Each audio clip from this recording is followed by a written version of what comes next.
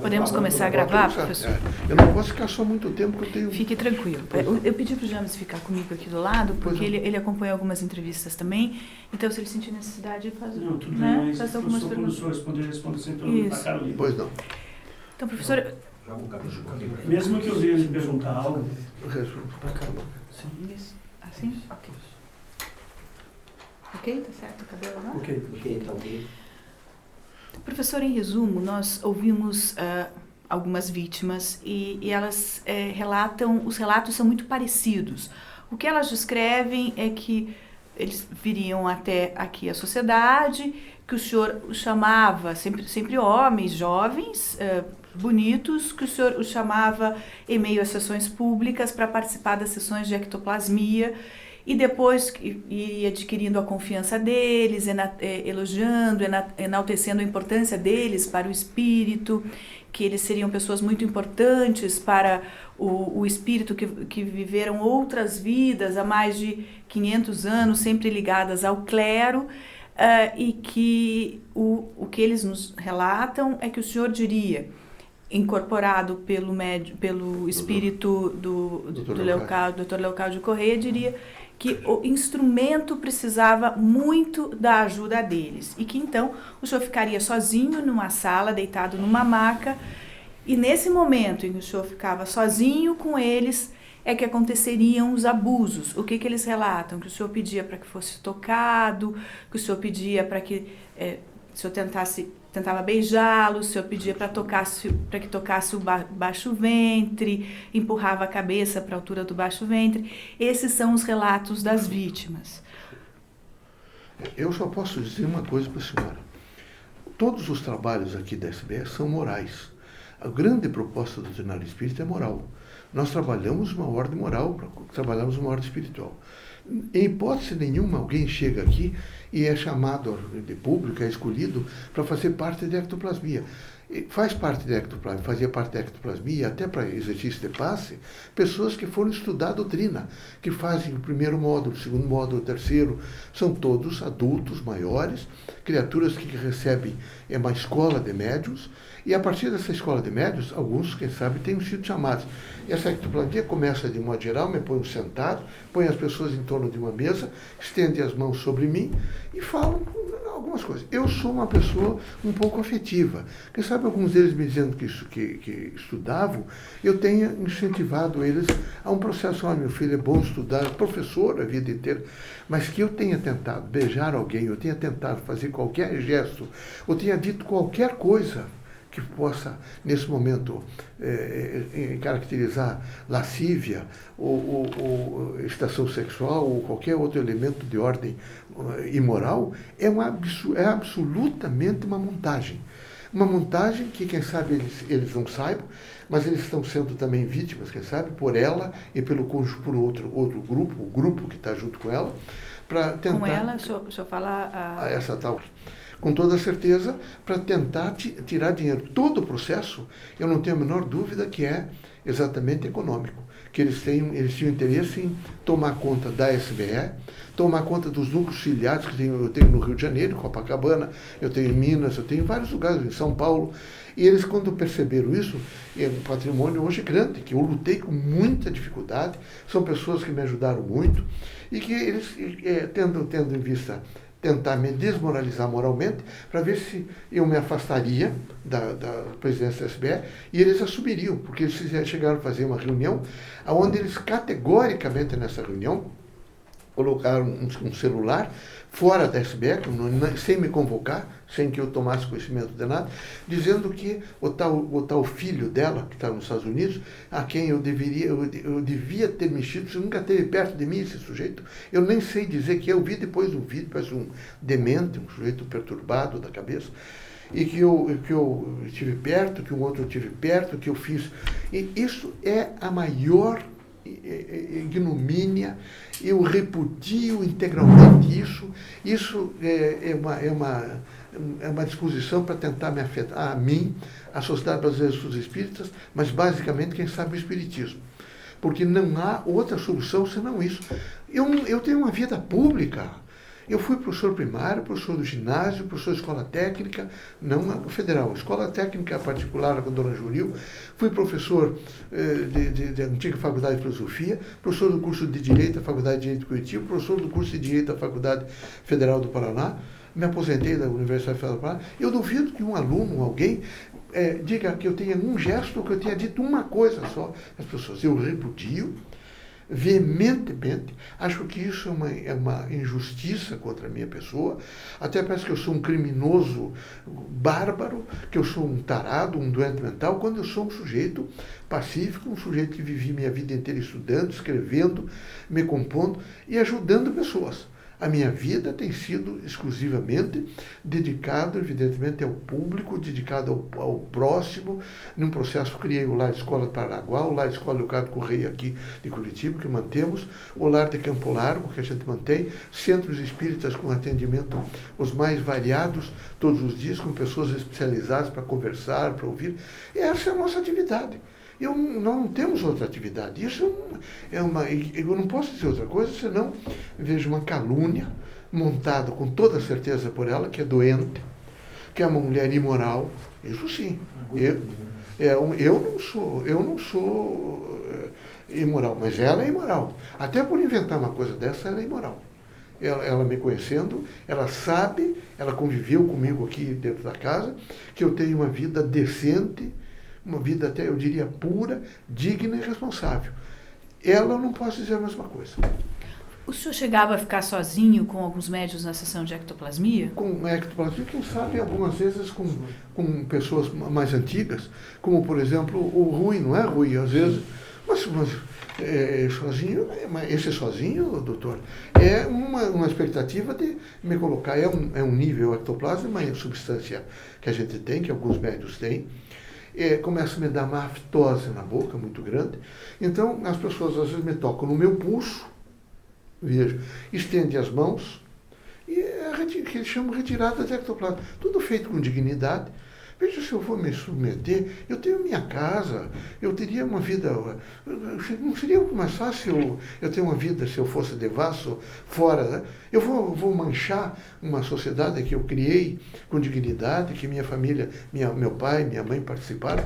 Eu vou destruir isso? É lógico que é uma coisa absolutamente inventada e montada com o intuito de me desmoralizar.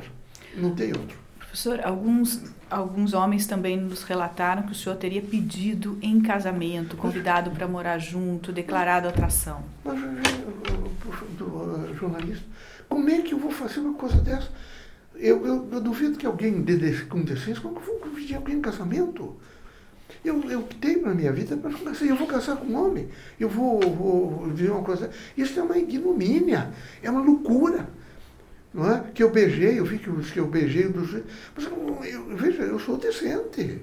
Eu nunca faria uma coisa dessa. Primeiro, porque eu não estou aqui por alegre nem para agradar pessoas. Eu estou aqui por um exercício de fé. Eu acredito profundamente em Deus, em Cristo, nos Espíritos, entre eles, o Dr. Leocádio, que me ajudou, me criou, esteve junto comigo, sempre me aconselhou. Como é que eu vou fazer uma coisa dessa? Isso é integralmente uma mentira, ao qual eu repudio veementemente. E era bom comparar a vida desses indivíduos com a minha. Eu tenho uma vida pública, decência. Será que eles têm? Será que a minha vida, que eu fui sempre dedicado ao magistério, dedicado ao bem, dedicado a escrever livros, dedicado a fazer pesquisa na universidade, pode ser manchada por pessoas que dizem que eu pedi em casamento, que dizem que eu beijei? Será que eles têm alguma coisa gravada, que eu disse alguma coisa para eles? Eu quero casar com você, ou eu quero... Porque acusar é fácil. Eu quero vir provar que eu fiz uma coisa dessa. Como é que vai se provar? É só a mensagem desse indivíduo? É a linguagem dele? E todas, evidentemente, sendo mais ou menos cunhada, particularmente por ela. Ela trabalhou durante 25 anos com o senhor? Não comigo. Ela trabalhou aqui, ela ficou mais próxima de mim nesses últimos, quem sabe, 10 anos. Não é também próxima de mim. Ela é insistente. Ela fazia uma sopa e levava para mim numa chácara e não, porque eu quero que o senhor se alimente. A gente não pode ser, como é que se diz, deselegante e assim, desatencioso com as pessoas. Então eu sempre fui atencioso, como sou atencioso com todas as pessoas. mas sempre tive por ela um pé atrás.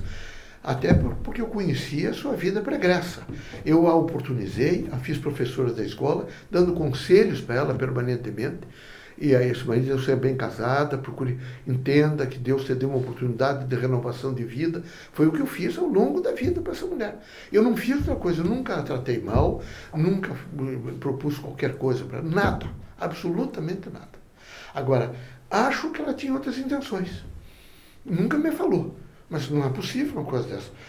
Eu chegava, não tem uma chácara aqui em Campina Grande, ela logo chegava. E se impunha, e recebia telefonema, e às vezes dizia que eu não podia atender. Então, ela criou uma crise. Ela levou na minha chácara algumas dessas pessoas, que depois eu tomei conhecimento que eu não vi essas coisas, eu vi depois. Ela que levou na minha chácara, não fui eu que chamei, foi ela que levou. Eles já tinham 1 ano atrás montado isso. Então, ela imediatamente levou esse sujeito, e eu até disse depois aos outros, olha, isso é um absurdo, essa criatura trazer gente aqui, eu não quero que traga. Mas ela fez propositadamente. Então, eles ficaram se preparando, eu acredito, o último um ano e meio, para me atacar, para me fazer coisas. Eu tenho uma vida muito trabalhosa. Eu atendo cartas do Brasil inteiro e até da África, de fora do país, da Europa. Eu tenho o dia inteiro que trabalhar. Então, eu não tenho, nunca convidei ninguém. Quando é que eu convidei alguma dessas pessoas para ir à minha casa? Nunca. Algumas delas dizem que o senhor convidou. Mas é um absurdo. A senhora pode ter certeza absoluta que não tem procedimento nenhum. Aqui tem pessoas muito ligadas a mim, não é? Com os filhos de Elisete, que eu vi crescer, não é? Quem sabe eles vão, às vezes, lá em casa. Mas é diferente. É uma outra proposta. Eu sou um pouco isolado, irmã. Eu tenho, assim, uma coisa comigo. Não é medo, não é doença, não é nada. Eu tenho um temperamento um pouco fechado. E quem sabe isso, às vezes, desagrada algumas pessoas. Não procede. Isso aí é uma coisa absurda. E eu quero repetir outra vez. Isto é montagem para tentar destruir o espiritismo. O senhor fala que está sendo vítima dela, que ela teria armado algo para tentar... O senhor fala seria para assumir a SBE? Eu acho que no primeiro momento eles queriam assumir, tanto que eles disseram que iam transformar numa ONG, que seria importante, que seria a primeira ONG espírita. Um deles, há um tempo atrás, tinha me proposto que eu vendesse uma parte da faculdade. Tanto que ele disse que ele se afastou um pouco, ele viu que ele teria que sair, porque ele viu que eu tratei mal. Eu disse, não, eu não vendo. Nós podemos até, se for o caso, as escolas de nível superior estão difíceis, com dificuldades, inadimplência, mas vender patrimônio nunca. Porque o patrimônio não é meu, o patrimônio é do público. E eu não posso fazer isso. Até isso, então eles tinham muito interesse econômico, eu só percebi isso depois. Não é? Então eles pensaram que nessa reunião me destituiriam e imediatamente assumiriam a presidência da SBE e conseguiriam, com toda certeza, uma manipulação em torno desse patrimônio, que é um patrimônio alto, que a gente lutou nesses anos todos para conseguir, e que não foi fácil. Não é fácil conseguir. Agora, fez doação porque ele quis. Eu nunca pedi, ao longo dessa minha vida, nenhum dinheiro a ninguém. Eu duvido que alguém em sã consciência, eu digo gente moral, pessoa que a gente possa entender, que tem uma vida, que a gente possa olhar a vida, que seja decente. Não ela e nem esses meninos que ela cabalou e levou para requinte, para fazer reunião, para dar comida, para fazer não sei o quê. Eu digo pessoas que têm coragem de dizer que eu pedi dinheiro para alguém. O que tem uma gravação, o que tem alguma coisa que diga, olha, o pastor mandou uma carta. Nunca. Primeiro, nunca recebo dinheiro. Aqui tem sempre tesoureiro e pessoas que trabalham. Reforma daqui fizemos, que eu fundei o Museu Nacional do Espiritismo, eu queria aumentar e deixar as peças ali para evolução. Mas nada no sentido de explorar os outros. O Espiritismo, veja, dá de graça o que de graça recebe. Nós somos pessoas muito moral, não é só eu e aqui os espíritas que estão junto comigo. É todo o quadro doutrinário espírita do meu país, do Brasil, que vive essa ordem moral. E nós não somos outra coisa senão uma ordem moral. A grande proposta doutrinária espírita nossa é moral. Como o senhor disse, sim, ele consta na denúncia também estelionato, ele diz que o espírito, né, do Dr. Leocádio estaria pedindo para que ele ajudasse... A mim. Exatamente. Mas o senhor, mentira. com doações de cadeiras, Colchão, colchões, troca de mentira. pneus, compra de passagens. Mentira. O senhor recebeu esse tipo de doação? Deixa eu vou explicar, a gente tem que dizer a verdade. Um dia um pneu meu, né? Deixa que eu vou ver. Eu vejo, professor. Veja, a senhora confia nas pessoas. Eu tenho um motorista, o motorista levou, ele nunca quis receber. Eu sou muito aberto e estou lhe dizendo a verdade. Eu posso, essa é a legítima verdade. Ligado lá, por exemplo, a uma pessoa que fazia a construção aqui, se ele deu dinheiro, ele deu sem nunca pedir. Doutor Leocádio nunca pediria dinheiro. Os espíritos não trabalham essa linha de pedir dinheiro. Se nós somos morais, imagine os espíritos. Como é que ele vai chegar para uma dessas pessoas e dizer, olha, ajude fulano? Isso seria até enriquecimento ilícito e seria, evidentemente, fraude. O espiritismo não é fraude, o espiritismo é uma doutrina moral, onde a grande proposta é a liberdade de pensamento, e não o cerceamento de pensamento. Aqui é para você pensar, e não o que deve pensar. O senhor acredita que a Justiça aceitou a denúncia do Ministério Público? Eu acredito que aceitou, porque ela se fez de vítima junto ao Ministério Público. Quando ela faz nas televisões, ela chora, diz que ela é vítima, que o filho dela foi molestado por mim, imagine, doutor, que eu nunca tive perto desse sujeito, nunca esse sujeito fez parte da ectoplasmia, e que era menor, só fazem parte dos trabalhos pessoas adultas que têm mais de 20 anos, nunca ninguém menor que isso. Acho que ela fez de tal maneira e levou pessoas lá que o Ministério Público passou a entender que aquilo era verdade e denunciou ao juiz. Né? E o juiz, eu não sei, ter aceitado a denúncia. Eu vou até o Supremo se for necessário. Eu não devo nada, sou um homem moral, exponho minha vida publicamente para quem quiser. Nunca, eu duvido que alguém me tenha me dito que me viu em um baile, que me viu numa praça pública, que me viu em qualquer lugar, ou que alguém possa dizer que eu tenha feito qualquer pronunciamento, escrito qualquer coisa, pedindo alguma coisa para alguém. Isto eu repudio e digo que é realmente uma calúnia, uma infâmia, e nesses trabalhos todos não há de maneira nenhuma dimensões de lascívia ou de intenções sexuais. O que há é uma ordem moral sempre, absolutamente moral. Eu duvido que alguém com decência diga que a gente orientou alguém diferentemente de um andamento moral. Tudo foi moral, tudo é uma ordem espiritual. Agora, eu não posso, evidentemente, imaginar que pessoas se deixem contaminar por uma mulher dessa, porque ela é convincente. Como esse senhor, também não é. E eles estão mancomunados, porque eles queriam, evidentemente, patrimônio. E os demais? São mais de 60 pessoas que teriam relatado... Não sei. Eu acho que ela conseguiu, porque ela coordenava exercício mediúnico. Ela aqui a gente tem um número grande de jovens, a senhora veja aqui. Ela imediatamente, com toda certeza, o chamou e disse a eles alguma coisa. Eu não posso saber o que é que ela disse. Eu não posso. A senhora imagina, quer dizer, essa gente eu molestei, que eles dizem que eu molestei, é um absurdo uma coisa dessa, eu assediei e eles continuaram aqui.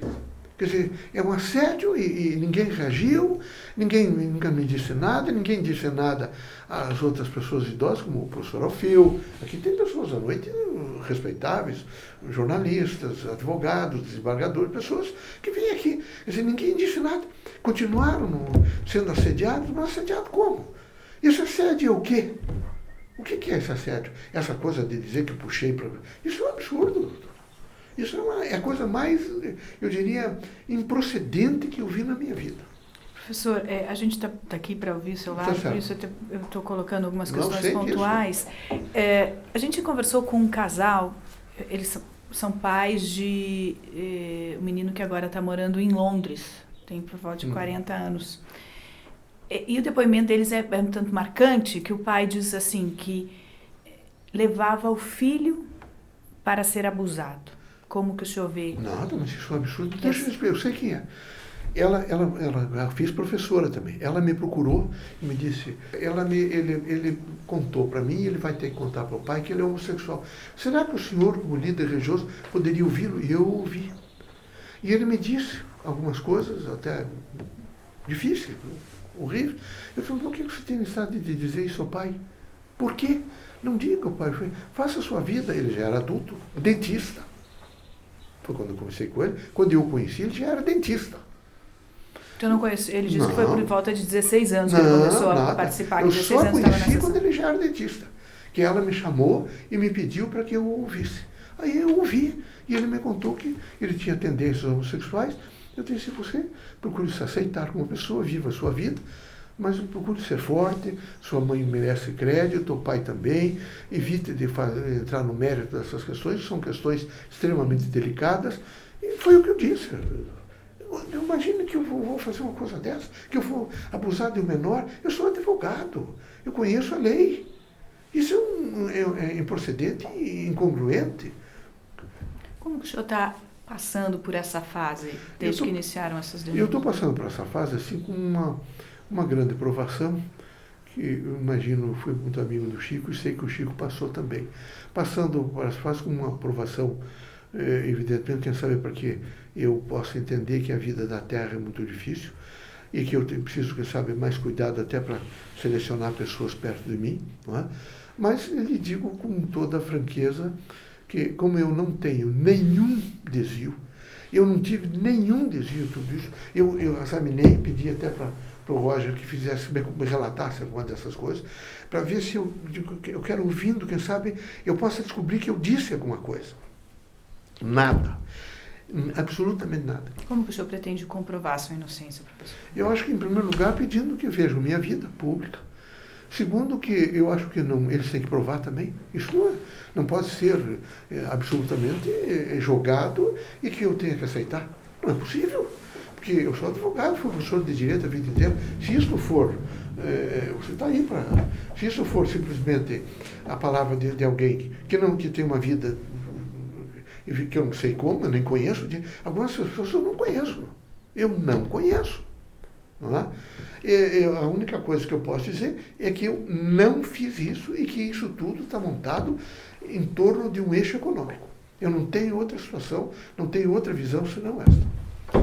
Como que o senhor vê as pessoas que dizem que tiveram a fé abalada por conta disso? Eu acho que eles não têm a fé abalada, eles não tiveram fé.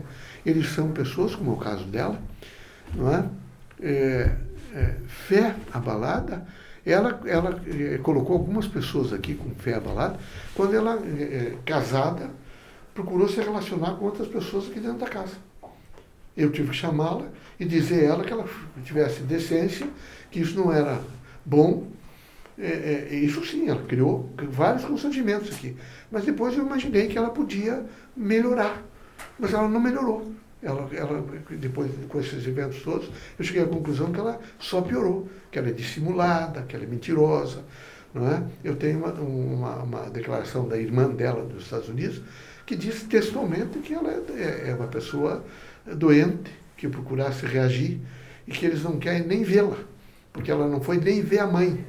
Ela ficou, a mãe morrendo e chamando para ela ir, ela resolveu dizer que não ia. E por que o senhor ficou com ela tanto tempo trabalhando com o senhor? Eu não era trabalhando comigo, minha filha. Eu não venho na terça-feira aqui. Ela fazia o trabalho de terça-feira, de quarta-feira. Eu sempre quis que ela retornasse a uma ordem moral e me pareceu que ela tinha voltado a uma ordem moral.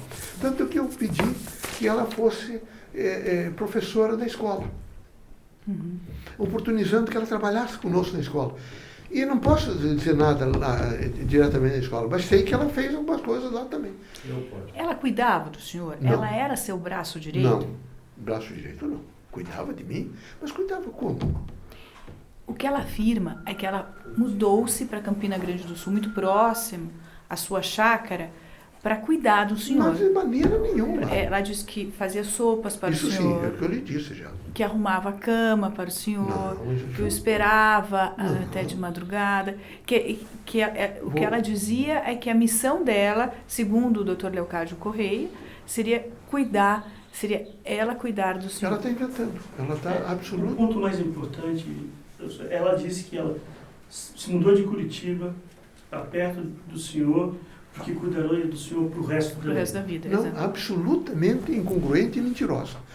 Eu tomei conhecimento que ela tinha vendido o apartamento e disse a ela, não faça isso. Morar em Campina Grande é difícil. Você não vai se acostumar, é local rural. Você não faça uma coisa, você tem teu apartamento, fica no teu apartamento.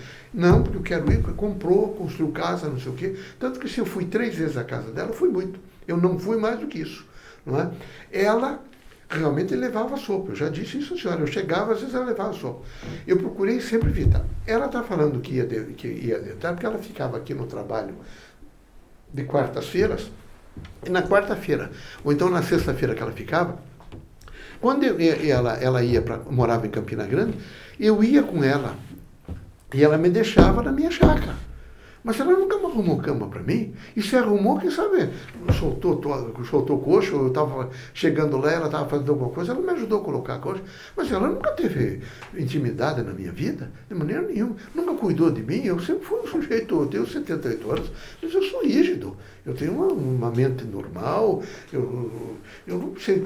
Eu fiquei com uma erisipela, agora, 1 ano atrás, e ela ficou lá em casa, porque ela é insistente. Ela ia e queria me ajudar, eu disse, eu estou bem, não se preocupe. Foi só isso. Não passa mais do que isso. Há 7 anos fez acusações semelhantes e foi processada pelo senhor. Sim. Ela também estaria envolvida nessa estratégia de tomada de poder por interesses financeiros? Também, tem a menor dúvida. Que eu acho que ela se associou agora, não é? Eu não tenho a menor dúvida que a situação, atrás tem alguma coisa que eu não descobri ainda. Mas tem grupo. Eu não tenho outra explicação a não ser o patrimônio da SBA. E, quem sabe, a entrada, um pouco de dinheiro que você faz, as pessoas gostam, vêm aqui, às vezes dão um pouco de dinheiro. Não que eu peça. Vocês todos são testemunhas e têm liberdade para dizer. Eu nunca pedi nada para ninguém. Para ninguém. Mas ninguém mesmo. Não é? E isso não procede. Mas então essa estratégia de tomar de poder estaria sendo pensada, na sua opinião, há 7 anos? Eu acredito que começou com esta. Ela imediatamente foi afastada, não é? Parou-se um pouco. Eu não sei como é que isso foi sendo trabalhado, porque para mim nunca me contaram. Eu tomei conhecimento agora, 10 meses atrás, quando ela me mandou uma carta dizendo sobre o filho, e eu tentei entrar em contato com ela, nunca me recebeu, nem telefonema, nem nada, não quis falar comigo. Foi quando eu tomei conhecimento. Agora, não pode ser simplesmente por causa de filho, por causa disso. Isso tem efeito econômico, não tem a menor dúvida. Como o senhor se sentiu quando viu o primeiro vídeo publicado? Achei até que eles estavam doentes. Porque não é possível uma coisa daquela. Não é? Não é possível. Então, procurei reagir e procurei veementemente. Entrei com 2 processos criminais contra eles. Ela está respondendo. Não é? Também sigilo de justiça, não é, meu filho? Não, esse não, né? 2 processos, um contra ela e o marido, porque eles não podem me chamar de pedófilo, eles têm que provar. Professor, o senhor poderia explicar melhor como é que foi a contribuição para a construção da sede? Ele investiu, ele disse que investiu R$1.950.000. Não sei Isso é verdade? Não sei se é verdade, só acho o seguinte. Desculpa. Ele deu dinheiro, porque aqui nós tínhamos um construtor. Não, ele deu dinheiro. Tá, tudo que ele deu está contabilizado. Conversei com o contador e o contador me disse que está tudo contabilizado. Ele nunca deu dinheiro diretamente para mim. Ele e todas as outras pessoas deram dinheiro para a construção. E esse dinheiro para a construção para melhorar aqui a sede, para atender melhor as pessoas, só isso. Não nego o que ele deu. Agora, quanto ele deu, o que é que ele deu, a gente tem que olhar na contabilidade. A contabilidade está aí. E isso não foi um pedido do espírito? De maneira nenhuma. O doutor Lucas nunca pediu isso, nem a Marina, nem ninguém. Isso é eles, para nesse momento, tentar configurar fraude. O que eles não vão conseguir, porque minha vida é decente. O senhor poderia, por gentileza, nos explicar o que são essas ações de ectoplasmia, professor? A ação de ectoplasmia é o seguinte. Nós fazemos um trabalho normal. Eu tenho uma energia, às vezes, queima papel, é um nível endoplasmático, a gente chama, quando é interno, endoplasmático, é uma energia. Quando essa energia se acumula muito, eu começo a ter rompimento de mucosa. rompe mesmo com essa. Então, na medida que o que é que eles fazem? Eles chamam algumas pessoas que são pessoas que já participaram do exercício mediúnico, são pessoas que têm credenciamento doutrinário espírita, ficam em volta da mesa, eu fico sentado aqui, eles ficam aqui, esse é o primeiro momento, eu fico em volta da mesa, estende as mãos sobre a minha pessoa, não é? E é como se eles permitissem, me reciclassem, recebem a energia e depois transferem a energia. Esse é o trabalho de ectoplasmia. Às vezes tocam no meu pulso, é um trabalho de ectoplasmia. É uma troca de energia. Uma troca de energia. Não tem nada. É que ela mistificou. Ela está mistificando, não é? Mistificando.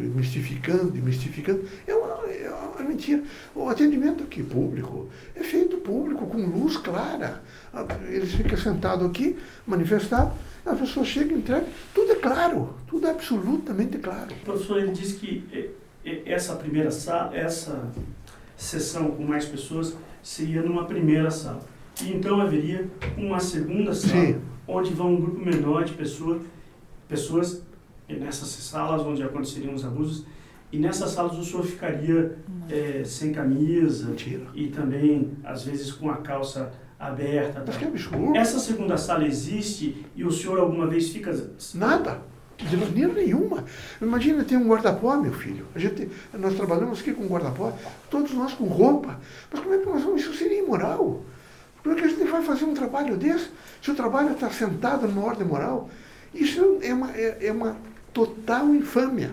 É uma calúnia montada para me destruir. Existe uma sala com uma maca onde o senhor ficava deitado? Tem várias macas aqui. Eu mostro depois para eles as macas ali. E o senhor ficava deitado, pedia... Não, mas às vezes não só eu, todas as pessoas, às vezes vão tomar passe, as pessoas ficam em cima, mas isso é normal. E muitos deles falam que o senhor gemia de dor. É isso mesmo? Não tem dor. Isso não é dor, minha filha. Às vezes a pessoa sofre alguns, quem sabe, desfalecimentos, pequenos desfalecimentos. É quando tocam no meu pulso. Mas não tem nada, não sinto dor, não tenho nada, é uma coisa normal. Professor, o que o Espiritismo representa para o senhor?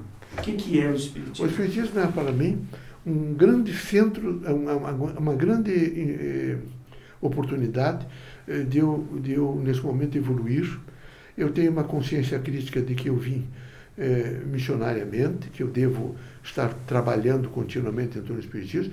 Para mim, o Espiritismo é ciência, filosofia e religião. Assentado numa ordem moral, onde tem como fundamento do fundamento da vida Deus. Tem como elemento substancial para que a gente possa entender a própria doutrina Jesus Cristo. Tem a dimensão do livre-arbítrio, a composição do livre-arbítrio, que a gente deve respeitar e usar o livre-arbítrio. Tem o processo reencarnatório, no fundamento da vida, onde a gente aceita o processo reencarnatório, mas não nessa linha que eles estão dizendo, que isso é uma mentira. Os espíritos nunca falam, você foi isso, você foi aquilo. Ninguém faz uma coisa dessa. Isso contradiz integralmente a doutrina. E, em quinto, é a dimensão, por exemplo, da reunião dos dois polissistemas. O polissistema material, o polissistema espiritual, se integram e permitem a manifestação do espírito, que vem trazer metáforas em torno desses elementos que a gente trabalhou. Uma ordem moral, uma ordem de ciência, que o espiritismo é sempre ciência, filosofia e religião, permanentemente. Ele não pode ser outra coisa. Eu percebi aqui na sua mesa essa frase: espiritismo é, antes de mais nada, participação consciente. Por que o senhor guarda essa frase na sua mesa e o que ela representa para o senhor? Ela representa muito, porque ela representa exatamente que cada um de nós médios, a gente não pode interferir no livre-arbítrio da pessoa e não pode romper o pensamento livre. Na casa espírita, ela tem que ser uma escola que ensina a pensar livremente e não o que deve pensar. Nós nunca podemos nos atermos a querer impingir nas pessoas o que ela deve pensar, mas ela deve pensar livremente. A nossa escola é uma escola de liberdade, de dignidade e de amor ao próximo. Nós trabalhamos permanentemente isso. Eu tenho um campo de serviço social onde nós atendemos desde ancianos até outras pessoas, e sensibilizamos pessoas para atender. Tenho hoje, acho que 8, 10 grupos de apoio, a gente vai desde o leprosário uma vez por mês até atender pessoas à noite nas comunidades. Esse é o nosso trabalho. E atendemos um grupo enorme de pessoas que vêm aqui, são pessoas desenganadas da medicina oficial, que vêm buscar uma palavra de conforto, um amparo através do Maliocádio. É o que nós fazemos. É um trabalho de evangelização, de amor, de compreensão, de luz, de fraternidade. Esse é o nosso trabalho. O que você diria? O que o senhor diria a essas pessoas que hoje o acusam? Eu diria que eles são, primeiro, pequenos, eles não têm estatura para me acusar. Eles não têm uma história de vida. Eu me baseio numa história de vida minha.